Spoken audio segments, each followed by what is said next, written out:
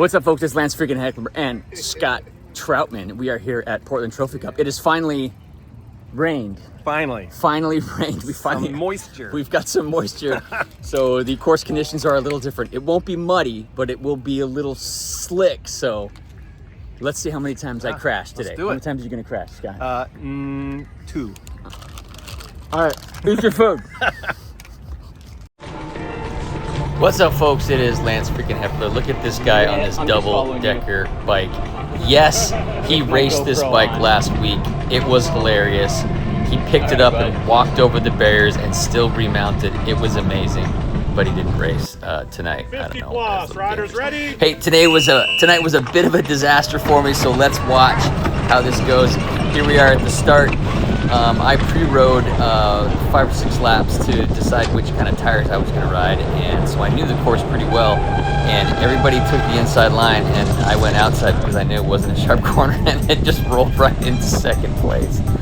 So that's kind of cool. I've got Joe Santos up front, who I battled with last week, and this is Scott Mayers right ahead of me. Scott always gets a great start. He starts really well. So you can see how big this 50-plus field was. It was like 28 or 30 people, so a fair amount of folks. And Joe Santos up ahead of me. I know that if I can stay with him, he's on a single-speed flat bar bike, and if I can stay with him, we can kind of maybe get away. Again, we were the second group to start tonight. The Cat 3-4 35 plus started 30 seconds ahead of us, and so me and Joe, I ended up getting around Scott there, and I'm trying to get back up onto Joe's wheel, but he's starting well. Okay, whatever injury that he had, he seems to be fully back now, so he has regained his form, and he's moving right along just fine. So good on you, Joe Santos. He ended up winning tonight. I don't need to, there's no spoiler alert. He got away from me. I had a bit of a mess, and we'll see what happens here. We're coming up on the first barrier here, and we're starting to catch the back end of the 3-4 field. We're getting around people. It's a little trickier to get around people today because things were slick, and you didn't want to kind of wash out on certain corners. And so I had to be a little bit careful with this race today, but I didn't want Joe to get too far ahead of me, so I was trying hard to catch back up to him. And you can see I'm moving pretty fast through these 3-4 guys, which is what I was trying to do. But I knew where the line was here. There was a faster line right on the left side. You can see I went by like 4 guys right there. Then you can take this corner wide and ride those lines back down into the team tent party zone area. And that's what I was trying to do here. So from here, I was trying to get right back on Joe's wheel, and I did end up getting right back on his wheel before a bunch of little 360s right here. And it was kind of funny at one point because let's listen to this. Let's see what happens. It's right here.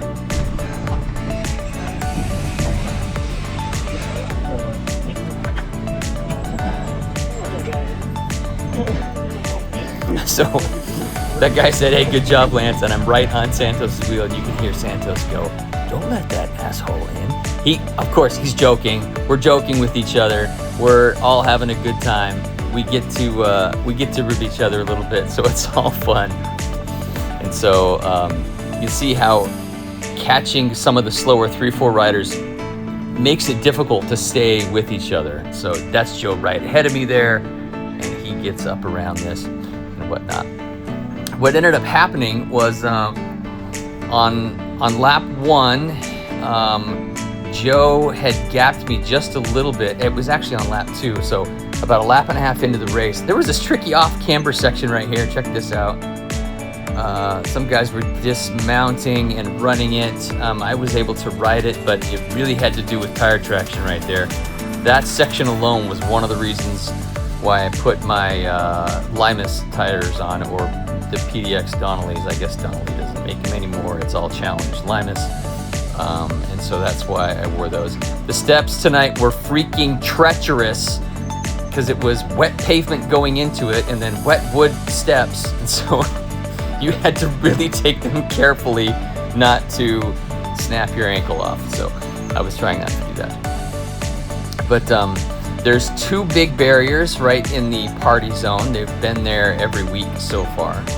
And on lap 1, it was no problem. On lap 2, I came barreling into them. And Joe was starting to just distance me a little bit. So I was pressing to try to get back up to Joe. And I stretched to try to take fewer steps over these barriers. These are the barriers right here. So they're pretty far apart, so people can bunny hop them. I can't bunny hop them yet. They're just out of my range of bunny hopping. And so on the second lap, I came through there and tried to stretch it out to get a little bit closer to Joe, and I popped my groin. So it did not feel right. You can see this is before I injured myself. That's the end of the first lap, and I'm moving through these 3-4s as quick as I can to try to get back up to Joe, who is just slowly getting away from me. So, but me and him were off the front. So here it is. Here I go over and I go, oh, and then I cussed a little bit. And then I'm trying to get back on him, and I realized right there that I had pulled my groin. So at this point, so you can see I let this guy get back around me. I didn't know what I should do at this point. Should I keep racing? Should I pull off and call this race? I could still pedal just fine, but every time I dismounted the bike, I couldn't really push off on my right leg. So not real great. So we'll have to see what happens. We did have a little bit of mayhem in this race. You can see Webster caught up to me. He's the guy I battled with last week and over the weekend. And Gabe Sabatic, who has not beat me this year, he got up there too. Way to go, Gabe. He is just having a fantastic year. Good for him. But I have kind of dialed it back to about 80% at this point because I couldn't quite get on the gas, especially when I dismounted my bike. So I'm gonna have to kind of take it easier. From here, we did have a little bit of mayhem. A storm, like the wind like whipped up and it destroyed part of the course. So a bunch of stakes blew over and fences blew over, and they have lights set up on this course, and those blew over.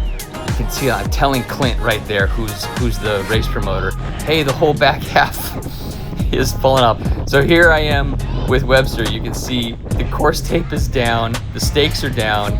We are trying to remember where the course goes. This guy's pointing us which way to go. There was one point where I came around a corner and Webster was coming straight at me because he missed a corner. This is just freak stuff. It just is. This doesn't happen very often, but the stakes just didn't hold when the wind whipped up, and so it caused a little bit of mayhem. But we got through the race. Some guys had to shuffle because they messed things up on the course a little bit, but I think it all worked out the way it really should have worked out. The finishing positions were about the way they should be. So this is me finishing the race. I did end up finishing, I think I still finished like 6th or 7th. The results are a little bit messed up. I think I was 6th in the 50 field, even though I kind of had to turn it off at the end. There's Webster on the left, and Joe Santos on the right, Mike Benet on the second time over the barrier. Him, Joe won tonight. I think Webster was second. I think Gabe Sabatic was third. Those guys just fantastic. Great job. James Green got around me. I tried it out to like Forza guy. take it one less step and Oh my gosh, I don't notice that was a big one. Anyway, that's what happened tonight. I have a whole bunch more races Adam, I never this caught week you. to do, so I'm not sure if I'm going to be able to do them all or not. We'll see what happens on the next one. If anybody has ideas on how to fix a groin, please tell me.